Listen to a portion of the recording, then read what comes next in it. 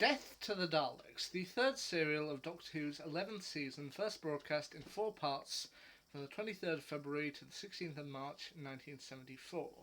And is actually the last serial I needed to see in order to complete season 11 of Doctor Who. And while with season 9, when I reviewed The Mutants, I actually thought that was the best serial of season 9. It was the last one I saw. Death to the Daleks, unfortunately, I think goes the other way, in that I actually think this is the weakest serial of season 11 overall. But here's the thing, I think some of the individual parts are quite good. I was possibly just expecting something a little bit more grand from this. Something grander, something bigger, something, I don't know, involving the Daleks. It just felt like it should be bigger. But anyway, let's go on to the story. The third Doctor, once again played by John Pertwee, and his companion Sarah Jane Smith, played by Elizabeth Sladen, are off to the seemingly tranquil planet of Florana. It's supposed to be like this big holiday planet, and they're just going there to unwind and have a good time.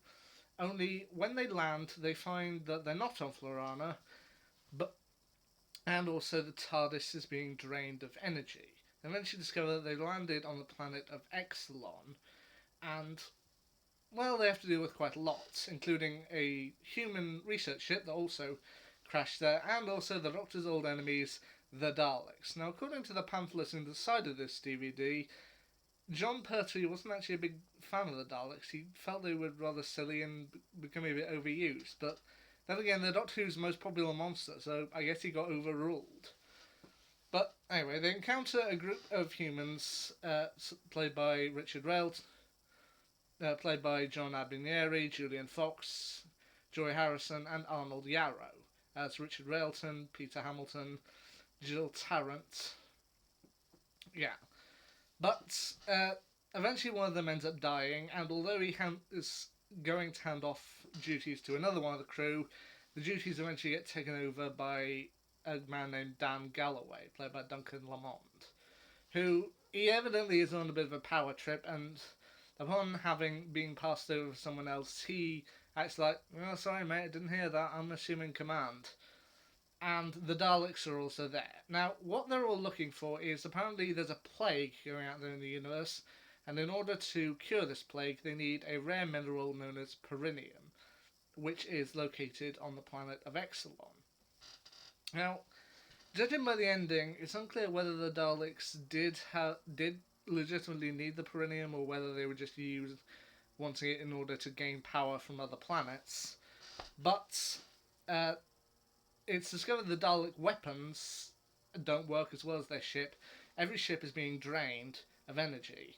Now, the Exelons, the kind of tribal species that live there, they end up attempting to sacrifice Sarah Jane and the Doctor, but eventually they get met by another one of the Exelons named Balal, played by Arnold Yarrow, who explains that there are a select group of people on Exelon who aren't actually like the savages that they see on the surface. Balal explains that the ancient Exelons built a city, which Sarah Jane previously encountered, and the city was magnificent, it was beautiful, but the city was also sentient. It could think, and eventually it outgrew its need for its creators, and essentially killed them, and now the people of Exelon, the savages, now view the city as their god, whereas a select group, like Balal himself, all think that, they all kind of look at things differently and think that, well, we can live without the city. But in order for everyone to be able to get off the planet of Exelon alive, they have to disable a transmitter at the top of the city in order to kind of get out, to deactivate the city and be able to leave the planet.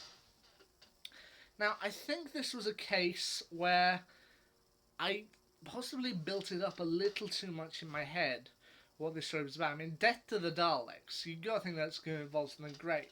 And previously, that's what I thought.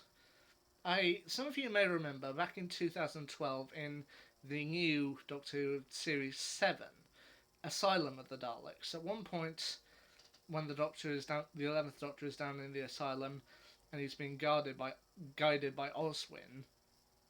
She tells him at one point he's going to have to pass through an intensive care section, which contains a number of Daleks from various wars, Spiridon and the like, but one of the wars she mentions is Exelon.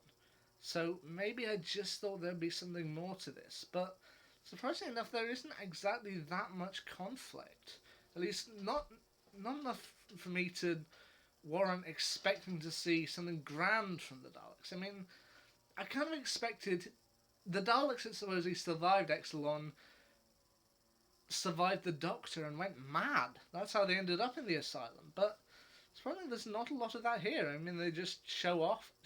They eventually gain control. They manage to get the Exelons and the humans to mine the Perineum for them, and then some of them do try and go into the city, and most of them end up dying, and it's just not very much. I don't entirely know why. I mean, I expected this story to be really grand, something that would warrant that reference in Asylum of the Daleks, but no, to me it's just like very minor. Now, that's not to say it's all bad. There is some good stuff in it. I mean, Michael Wisher is the voice of the Daleks, which I mean it's an odd choice, but the key thing that was also mentioned in the pamphlet was that Michael Wisher would be noted as being the voice of the Daleks in this story, and subsequently in the next Dalek story, Tom Baker's Genesis of the Daleks, he would be brought back to voice Davros, play Davros, which I do think is very cool.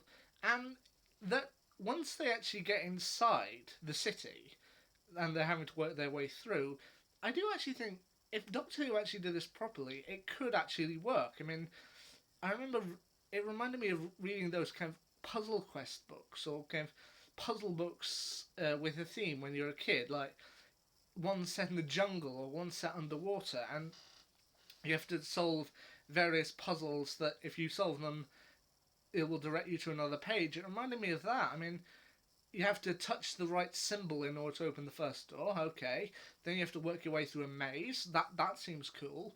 And then there's a pattern on the floor where you're not allowed to step on certain tiles. That's also pretty cool. And if Doctor Who actually did something like those old quest books, like those old children's quest books, I feel they could do it well and they could do it right. That is, I think, a really good part of the story.